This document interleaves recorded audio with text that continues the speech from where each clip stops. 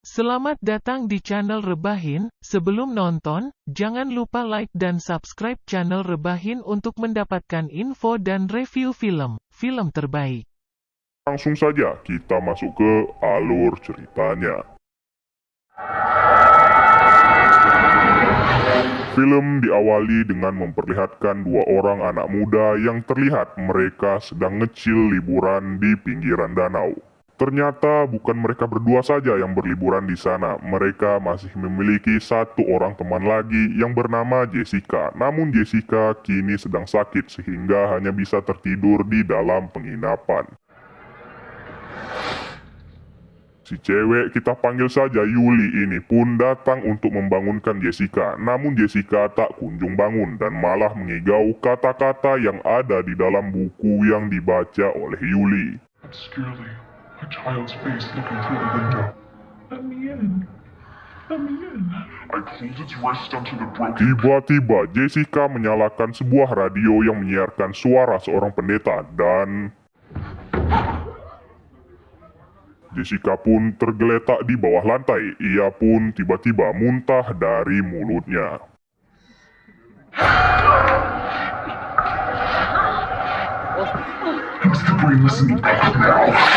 Yuli kembali ke danau dengan kondisi kulit kepala yang sudah dicabut. Jessica pun datang menyusul dan langsung meletakkan drone ke kepalanya. Bodohnya, si cowok ini malah turun ke danau untuk menyelamatkan Jessica. Dan ya, kalian tahulah apa yang akhirnya terjadi.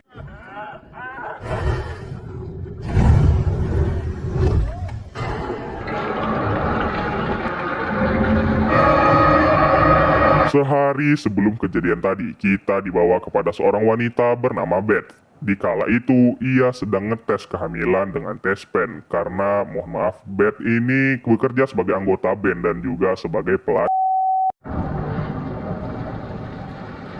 Di apartemen itu terdapat sebuah keluarga. Ada Ellie, si ibu, dan juga 3 orang anaknya. Di antaranya ada Bridget, kakak paling tua, Danny, anak kedua yang suka bermain alat DJ, dan juga si bocil yang bernama Casey. Anak tetangga pun mengajak Bridget untuk nonton Netflix bareng, namun karena males, ia pun menolaknya. Mereka sudah lama tinggal di apartemen ini, dan di saat itu ada seseorang lagi yang membunyikan lonceng pintu. Ternyata itu adalah Beth. Beth datang ke sini untuk menginap, namun Ellie bilang pihak developer sebentar lagi akan menghancurkan apartemen tua ini, sehingga Beth tidak boleh lama-lama di sana. Have you guys found a new play? Not yet. Casey kerap bermain dengan boneka kepalanya dan ia memberikan nama boneka ini Stephanie sebagai penjaga kalau ada makhluk halus yang datang, karena dulunya gedung ini adalah sebuah bank. Look, Mom, I'm a badass. Setelah itu, Beth ingin memberikan ayah mereka hadiah, namun ternyata suami Ellie telah 2 bulan kabur dikarenakan ia tak sanggup membayar uang sekolah anak-anak. Ellie sudah menghubungi Beth untuk meminta bantuan uang, namun Beth tak pernah menjawabnya. Oleh karena itu, Beth menjelaskan kalau ia waktu itu tak sempat menjawab karena sedang sibuk konser dan ia pun meminta maaf kepada Ellie. Beth merasa menyesal karena tak menjawab telepon kakaknya itu, namun saat ini Ellie telah memaafkannya. Ellie pun bertanya mengapa Beth datang ke sini. Beth pun menjawab ia memerlukan bantuan, namun belum sempat berkata kalau ia hamil, tiba-tiba terjadi gempa bumi yang mengejutkan semua orang termasuk anak-anak yang berada di bawah habis dari membeli pizza.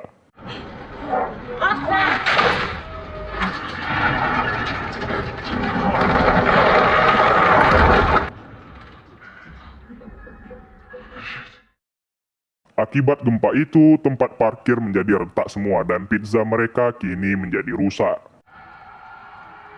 Danny melihat sebuah lubang dan lubang itu ternyata adalah bunker bank tua. Dengan gagah berani, Danny masuk ke dalam bunker itu. Ia mengecek satu persatu berangkas yang ada di sana, berharap menemukan uang. Namun ia malah menemukan sebuah foto berisi beberapa orang pendeta dan juga sebuah piringan hitam. Setelah mengambilnya, ia pun mendengar sebuah suara seperti suara manusia dan tiba-tiba... itu ia menemukan sebuah berangkas besar yang bolong dan saat mengambil isinya ternyata itu adalah sebuah buku.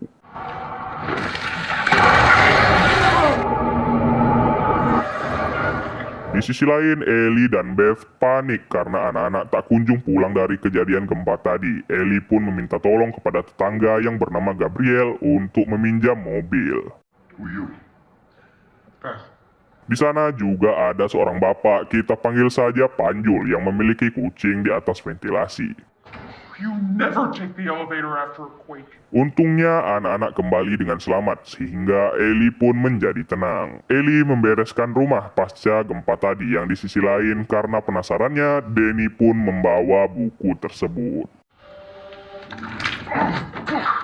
Buku itu tak mau dibuka namun ia menyerap darah Danny yang malah terbuka sendiri.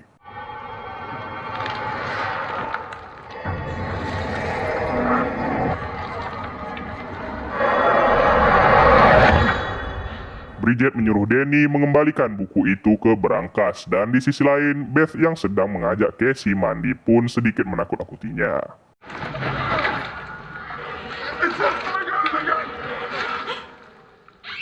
Beth mengalami merasa sakit di perutnya akibat dari kehamilan tadi. Tentunya Danny tidak mengembalikan buku itu, ia malah menghidupkan piringan hitam yang ditemukannya tadi. Terdengar suara seorang pendeta bernama Marcus Littleton. Pendeta inilah yang menemukan buku kematian ini. Buku ini terbuat dari daging manusia dan tintanya berasal dari darah.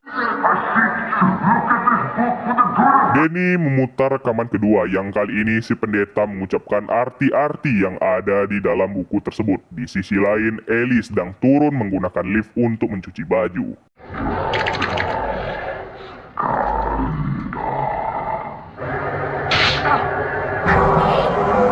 Pendeta itu terus mengucapkan arti buku tersebut sehingga memanggil iblis yang berasal dari buku itu ke apartemen ini.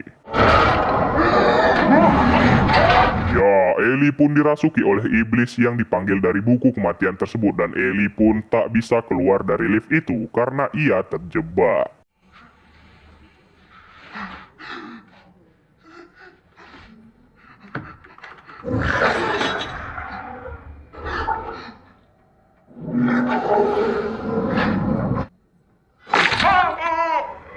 Ia terus-terusan diteror oleh entitas tak kasat mata itu hingga Ellie sepenuhnya dirasuki oleh iblis jahat tersebut.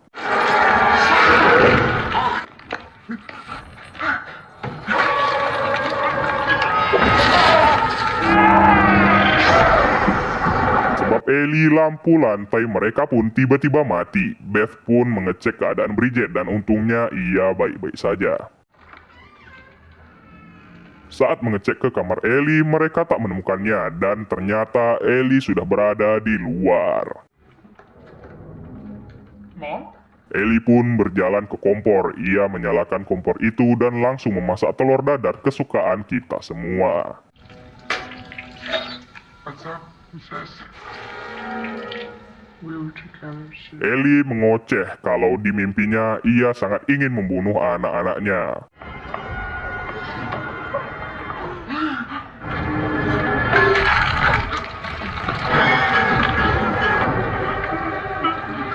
Ellie bilang ada sesuatu di dalam dirinya dan jangan biarkan sesuatu itu mengambil anak-anaknya. Don't let it take my baby. Dengan cepat mereka segera membawa Ellie ke rumah sakit, namun karena liftnya rusak mereka harus menggunakan tangga. Namun saat mengecek tangga, tangganya pun malah menghilang. Kini Ellie telah meninggal. Mereka membawa Ellie ke kamar si Gabriel karena Beth tak mau membuat anak-anak khawatir. May I pray? Gabriel berinisiatif untuk mendoakan Ellie agar ia tenang di alam sana. Rest in peace. Gabriel ingat kalau di tempat ini ada tangga darurat namun pintunya sering macet dan harus dibuka secara paksa. Di kamar, Casey menjadi takut dan ia ingin ayahnya pulang kemari. I'm so sorry, guys. Gabriel dan Panjul berusaha membuka pintu darurat itu yang di sisi lain Beth yang menjaga Ellie pun tiba-tiba terkejut karena HP-nya berbunyi secara tiba-tiba. Ya,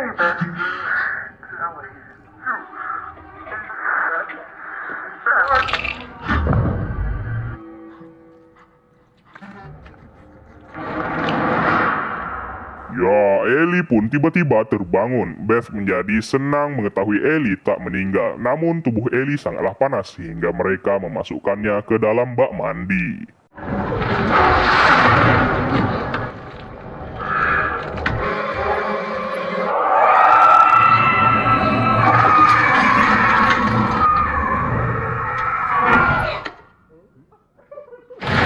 Setelah merayap, Ellie tiba-tiba jatuh ke bak mandi dan menyerang mereka semua.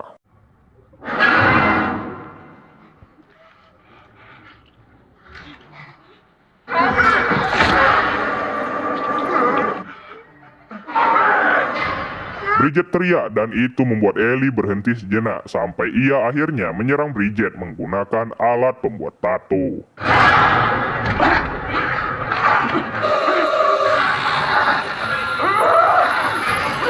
Untungnya yang terkena hanyalah bagian pipi Bridget dan akhirnya Danny berhasil memukul Ellie.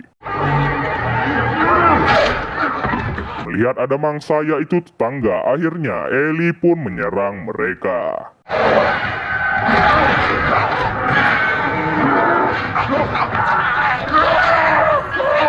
Naas, mata Gabriel berhasil dicongkel oleh Ellie dan Beth mengambil kesempatan itu untuk mengunci pintu.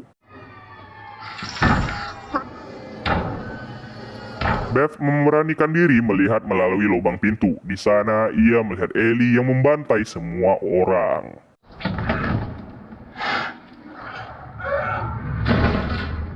Terlihat Panjul datang menggunakan senapan, namun Ellie berhasil memakannya. Beth membuka jendela untuk kabur, namun perutnya kembali sakit. Di saat itu, Bridget sadar kalau ibu mereka sama seperti gambar yang ada di buku tersebut, sehingga Bridget menyalahkan Danny karena telah membawa buku itu kemari. Untungnya ada Beth yang melerai mereka. Danny pun menunjukkan buku yang ia temukan kepada Beth. Di sisi lain, Bridget memberikan tanda-tanda keanehan. Ia malah pergi ke dapur.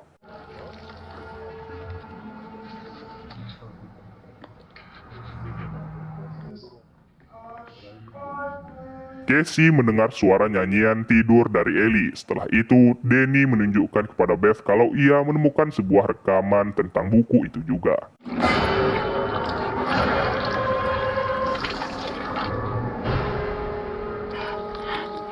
Casey melihat keluar, ia terus saja dipengaruhi oleh Ellie. Ellie bilang kalau kini ia sedang bersama ayah Casey, yang di sisi lain Bridget terus-menerus mendapatkan keanehan. Not now. Like a good girl. Casey akhirnya tertarik untuk membuka pintu tersebut dan tiba-tiba... Untungnya Beth dan Danny datang tepat waktu, kalau tidak nyawa Casey pasti sudah tidak ada. Di kamar, Danny merasa bersalah karena sudah membawa buku tersebut, namun si adik Casey pun menenangkannya. Beth melihat Bridget yang sudah nangkring di pojokan dapur. Setelah itu, Bridget memakan gelas yang ada di sana seperti memakan permen.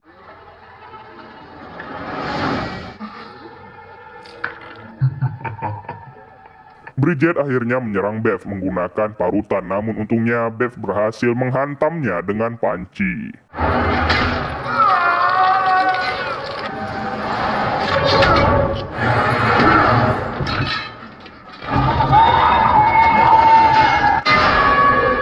Bridget berlari ke kamar Casey dan untungnya ada boneka Stephanie yang melindungi Casey. Bridget akhirnya berhasil dikalahkan. Tentunya Casey menjadi trauma dengan apa yang ia lihat tadi dan ia sangat takut kalau apa yang menimpa ibu dan kakaknya akan menimpa mereka juga. Namun Beth tidak akan membiarkan itu terjadi. I thought I should tie her up. Danny telah mengikat tubuh Bridget, jaga-jaga kalau ia nanti tiba-tiba hidup lagi. Setelah itu, Beth pun ingin mendengarkan suara dari piringan hitam tersebut. Menggunakan baterai yang dibawanya, Beth akhirnya mendengarkan suara piringan hitam tersebut. Di rekaman itu, pendeta tersebut bilang kalau buku kematian itu tidak dapat dihancurkan ataupun dibakar. Kata-kata yang ada di dalam buku itu dapat memanggil entitas jahat.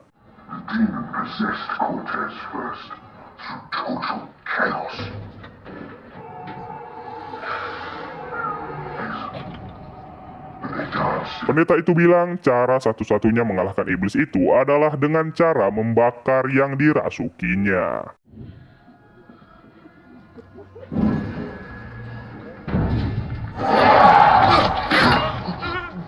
Untungnya Danny dapat menusuk Bridget, namun Bridget terus saja menyerangnya hingga ke dapur dan tanpa disengaja Danny pun membakar Bridget.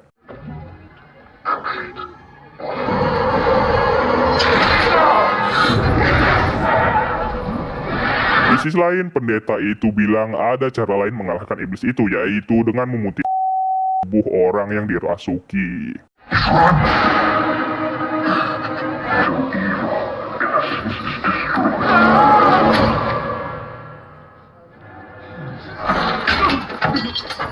Danny yang tertusuk sudah tak tertolong lagi. Ditambah lagi Ellie datang menyerang Beth dan Ellie mengetahui kalau Beth kini sedang hamil dan akan membunuhnya saat ini juga.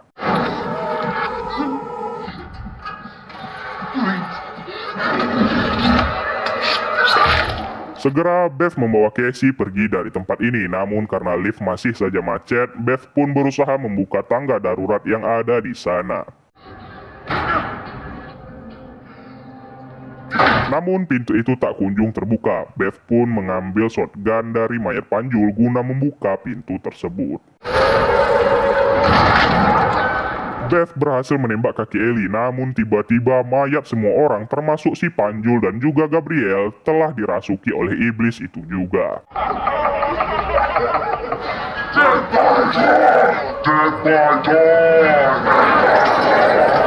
Untungnya lift itu berhasil menyala, namun mereka kini malah terjebak di lift tersebut yang di sisi lain seluruh mayat hidup yang ada malah bersatu dengan tubuh Ellie. Ellie sudah masuk ke dalam ventilasi, ditambah lagi darah yang ada di dalam lift juga semakin naik.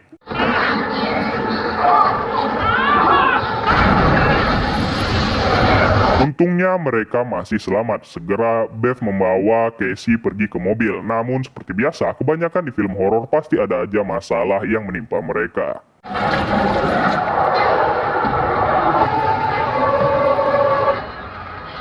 It's coming! Iblis kelabang tersebut terus saja mengincar mereka berdua dan untungnya mereka masih bisa bersembunyi.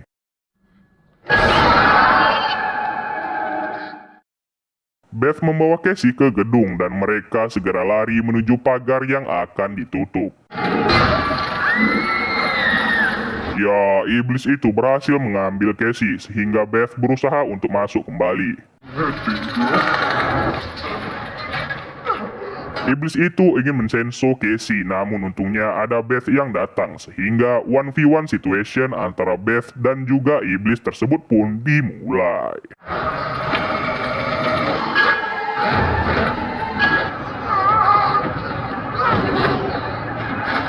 Beth pun terdesak dan ia ingin ditarik menuju ke dalam mesin penggilingan, namun untungnya ada Casey yang mematikannya.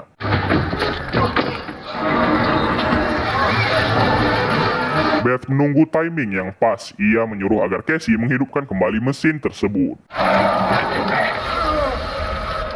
Ya, iblis itu akhirnya masuk ke dalam mesin penggilingan tersebut bersamaan dengan Ellie yang juga ikutan tergiling.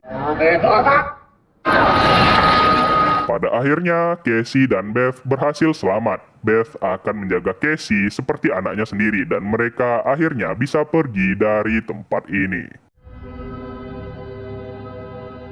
Di pagi hari, ternyata Jessica yang dirasuki di awal film tinggal di apartemen ini juga. Di pagi itu, ia baru saja ingin pergi liburan bersama teman-temannya. Namun saat di mobil, ia melihat sesuatu yang aneh, yaitu darah bekas pertarungan antara Beth dan juga iblis kemarin.